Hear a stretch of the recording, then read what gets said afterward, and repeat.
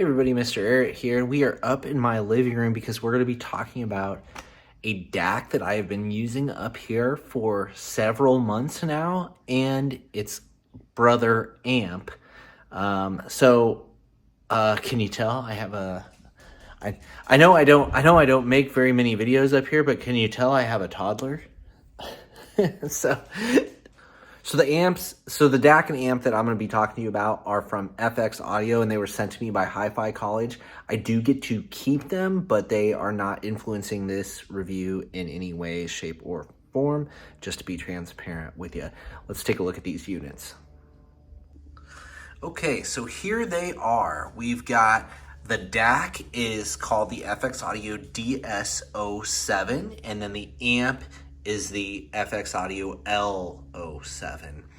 And obviously these are meant to be kind of a pair. I honestly didn't use them that way just because, well, I've been doing my stereo setup up here where we've transitioned from using a sound bar to the JBL 306P Mark IIs, which this has all worked out really, really well.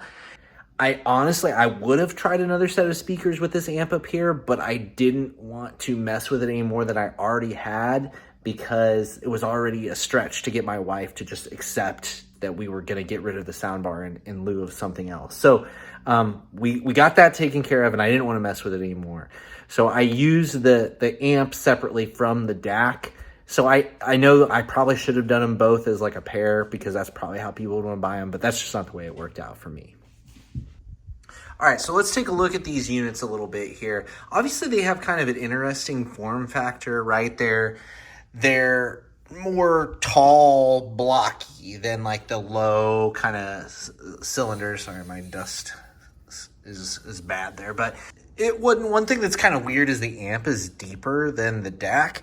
I mean, it's a small thing, but if you were going to put them, like have them on display side by side, it might bother some people. You can see that they both have volume controls on them, which I always appreciate when DACs have volume controls because, you know, then you can leave the amp set and you don't have to worry about it and you can just play with the DAC. Or in my case, right, like I'm using it with these powered monitors. So, you know, I don't want to have to get behind the monitors and mess with them. So I appreciate that the DAC's got volume control. What else to say? The remotes are very generic remotes. They are the exact same remote. Not all of the buttons are needed on these things, but I guess for the most part they function. They do their job, but yeah, I mean, it's just a cheap Chinese remote. So let's look at the backs of these. We're gonna look here, right, a little bit. We've got for the FX Audio, we've got volume knob. The volume knob actually feels really good if you're going to use this as like a desktop setup. You got a selector, right? So you can select balanced or unbalanced inputs. If we look on the back here, you can see what that looks like. I guess not a ton to say about it. It feels well built. I don't really have any complaints about the build of this. I appreciate that it's got an on-off on the back, and I appreciate that it's got, you know, a selector switch on the front. It all worked just fine for me. The DAC, you're probably more interested in. Again, we've got the volume wheel up front. That is also a button that if you hold down, right, you can get into the menu and the settings, and a quick press is just a mute. The screen is fine. It's always on. I don't have any problem with it. Like it worked good. I guess the main, I guess I do have one gripe with it, which is just how small the volume number is.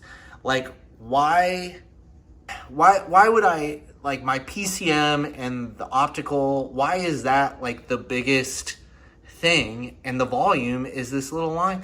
Because a lot of times when we're like trying to change the volume and stuff, I can't see what the volume is. I just kind of have to half judge by this bar down here. I wish it was just a big volume number, you know, and then I could see it. Would be fantastic from the couch. Okay, let's spin this thing around and take a look at the back of it.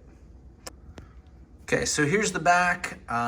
You know, if I turn the other one around too, pretty similar, right? Except now you've got your Bluetooth antenna, you've got your optical input, you've got coax, and you got USB. Outside of that, it's basically the same. Just so you know, I've been using it balanced, and I've been using it optical that's coming out of my TV is how I've been using this setup here. Okay, so as far as like the function of these devices, I've had basically zero issues with them. The DAC at one point I thought was having a problem, but after experimenting and trying different things, I really think it was actually the WNBA app was where I was having issues with like the audio cutting out and stuff. Of course, I'm from Iowa, so, you know, Caitlin Clark, my family has been super into the WNBA this year. And, but that app is not polished, right? At least for Fire TV. So we were having some issues with that, but I'm not blaming the DAC for that. Okay. The DAC with the JBL 306P Mark IIs up here has been fantastic, honestly. I really have no complaints sound-wise. We've been really into watching this summer America's Got Talent. So we watched like the latest season, then we watched like the Fantasy League and stuff like that. And my favorite acts on there, as you could imagine, are the singers usually. And all of those singers have sounded phenomenal on these, and has made me really appreciate having these 306 Ps up here as opposed to the soundbar, if I'm being honest with you about that. So I really think the DAC sounds pretty good, and it's been a great pair with the 306 Ps in my living room. We've been using that for like 2-3 months at this point, and that's been all good. I don't really have any complaints to say. I don't have a lot to say about the sound as far as like coloration or anything. I think it's a fairly neutral. I think both of these devices are fairly neutral. So the DAC I'm all good on. The amp, I'm maybe going to be a little bit pickier with. I did swap it out for my main amp downstairs with my Emotiva T0 Pluses, and then I've got a couple of subwoofers down there too that I was running it with. And it just, while it doesn't do anything terribly wrong, it also doesn't do anything special either, if that makes sense. And maybe that's what you're looking for, right, with your amp. But I was comparing it mainly to the ZA3s that I have with Sparkos op amps in them. And I just thought that the ZA3s just sounded much bigger. They were more lively. The bass was fuller, punchier, better spatial information. Just across the board, I thought that amp sounded better and drove those speakers better than the L07 does. And the other amps that I've been trying lately is I do have a set of the Fozzy V3 monos that I was using too. And again, when it comes to side-by-side comparisons with this L07, it just never left me impressed. If you bought it and used it and didn't have anything sitting next to it to compare it to, I don't think it's going to be offensive to anybody. Like, I don't think it's really going to do anything wrong, but I also don't know if you're going to like turn on your speakers and just be wowed by them. So I just, for me, for the money, because it's not a cheap amp. It costs more than the ZA3. I think last time I checked, like I think this one is like maybe like 170, 180, and the ZA3s with the bigger power supply is like 150. So in my world, I don't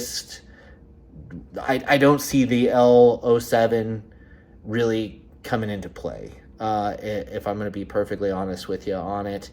So again, I just don't think I have much more to say about it. It's not fantastic. It's not terrible, but it just doesn't do anything special. It definitely doesn't sound as good as the Fozzies, is what I would say. So why not? I mean, there's so much stuff out on the ZA3 and the V3 monos at this point, which I will be reviewing the V3 monos here fairly soon. But like with all the positivity surrounding those devices, why would you buy one that hasn't been reviewed by very many people and is more expensive and just doesn't have the company just doesn't have as good of a reputation as Fozzy, I don't think, in my mind anyway. FX Audio is an interesting brand, right? And I'm getting into this, right? Once you reach a certain level here on YouTube, people are fairly willing to send you stuff to try out.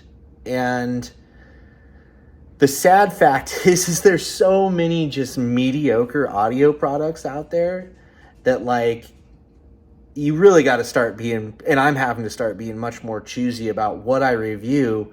Otherwise, I'm just buried in just kind of generic mediocre stuff, you know, that doesn't excite me.